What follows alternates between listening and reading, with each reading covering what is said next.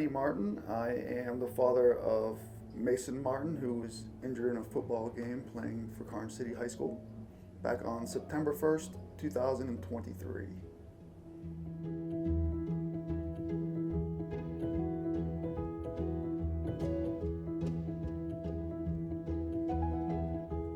The plan was we had evaluations set up for him to attend the Lemieux Sports Complex Rehabilitation Center.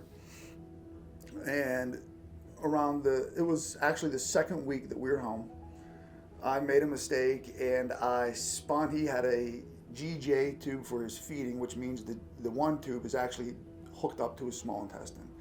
And when I accidentally spun it, it could have dislodged that from his small intestine, and it was like a situation where we had to take him to the hospital. And I had to run him down to the emergency room at Children's Hospital. And it was that time that it was a 6-hour round trip. It took us, we had to pack up everything for the day, all his medications, extra clothes, an hour trip down to Children's, sat in the ER for 3 or 4 hours for a 10-minute x-ray. Not their fault, that happens. An hour back home, and my son was whooped. I mean, by the time we got to Children's, his head was drooping, he couldn't hold his eyes open.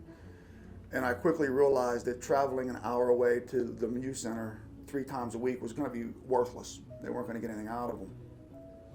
So I came home and I started Googling rehabilitation centers nearby.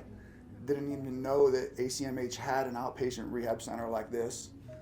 I saw it online. I knew that an old friend of mine, Ben Balasak, worked here, or for ACMH Rehab. So I reached out to him and I contacted him. He's a good person, good friend. I knew he'd shoot me straight, and he was honest. He said, yeah, they can handle it. Because I asked him, I said, could they handle someone like Mason? And he said, yeah, they can handle it. And he said, we'll probably have Brad as his PT, and Brad's phenomenal, and they'll take care of him. And I trusted in what he said, and I called ACMH and ended up here.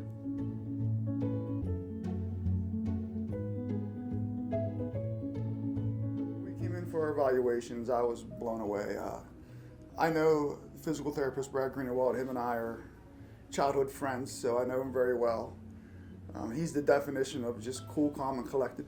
Nothing gets him rattled, and I love his drive. His famous words that I hear all the time from him are just one more, let's just get one more. And I love that, if you know me, like I'm an aggressive guy in Mason's therapy, and for him to like, let's just do one more. And I knew he was the right guy for Mason in that regard.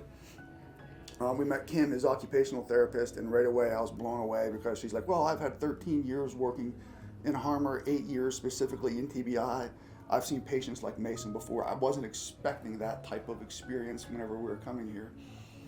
And then we had our evaluation with speech therapist Heather Bailey's, and it was an interesting experience because like halfway through the evaluation, she started getting choked up and breaking down a little bit, and she just said, well, I've been following Mason's story all along, and I was praying, like, please bring him to me. I would love to work with him. And the day I came in and saw his name on my schedule for an evaluation, and we were talking about this about a little while ago, and she was saying, I was trying to pump myself up the day Mason was coming in, and I was like, be professional, and she goes, I made it about halfway through her evaluation, and I couldn't take it anymore. And I'm like, no, listen, we don't want professionalism. We want people that are like emotionally fueled and passion-driven people on our team. We can save the realists and the professionals for something else.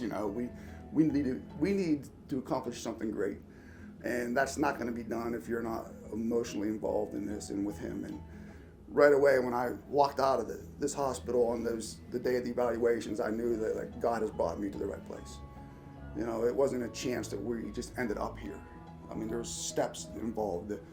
Every setback has been a blessing. And what I thought was a setback driving to Children's ER turned out to be an eye-opener, and it was like a wake-up call. And God's like, hey, listen, I've got different plans for you. And he brought us here, and he brought us to the place where I think we need to be, the place that's going to help get my son his life back.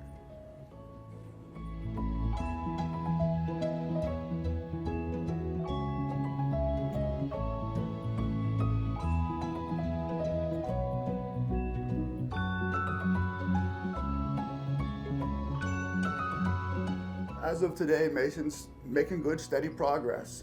Every now and again, he hits huge strides in his progress, and then sometimes it slows down to where you're watching grass grow, but it's still growing, and he's still making progress. Initially, when we came home, I came up with 4 big goals I wanted for Mason.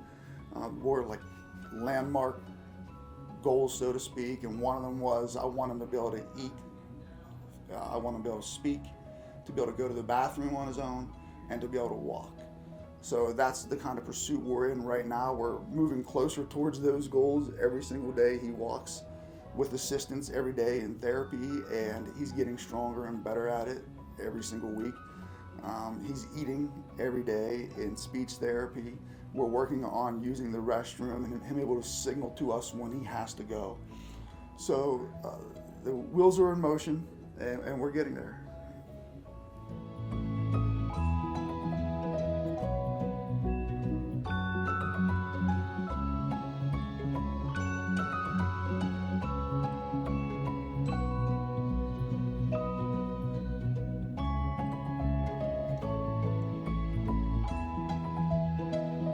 Yeah, when we first came in here and Brad and Jody put him up on the treadmill to help him walk, it was an all-out effort.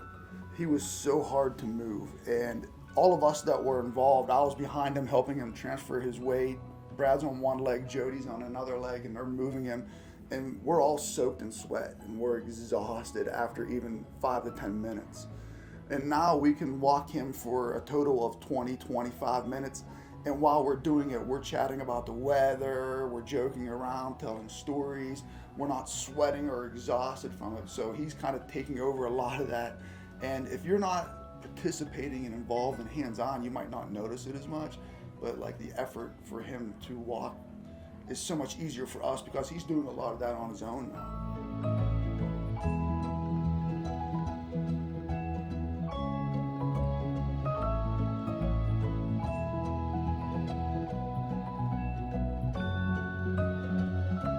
After Mason's injury, we reached out through social media, and we said we need a miracle, and we needed like a Red Sea parting type of miracle. We were told those first 48 hours that Mason, first off, might not even survive those first 48 hours. And if he doesn't have purposeful movement within those first 48 hours, he may never have a quality of life where he can move ever again. So, I mean, it was pretty dire, and they had the big prayer vigil Sunday night at Karns City, and Mason hasn't moved yet, and the 48-hour time frame had passed. And I remember, the hardest prayer I ever prayed in my life was like silently leaning over him that night and saying, God, if you're not going to heal him to where he can live a happy, fulfilled life, then just take him. And the next morning at about the 60th hour, he made his first purposeful move. And I think that was like a big message from God to us, like, hey, I'm in control here.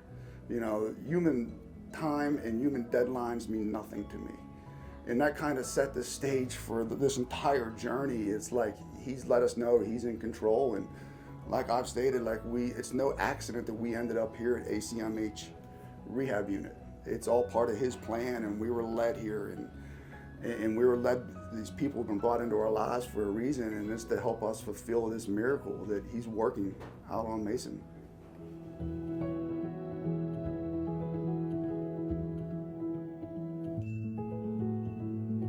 When you're looking at a rehab center or nursing care or anyone that's working with a loved one of yours, you're looking at the person, not the name that's on their collar or their t-shirt or whatever.